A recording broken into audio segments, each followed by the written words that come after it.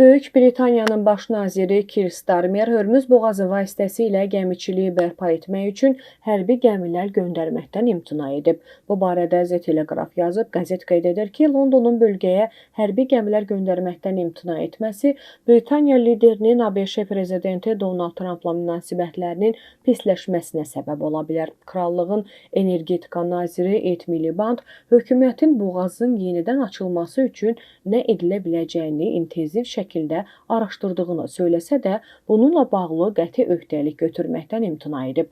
Nəşr iddia edir ki, Britaniyalı nazirlər mina axtaran dronların göndərilməsini nəzərdən keçirirlər.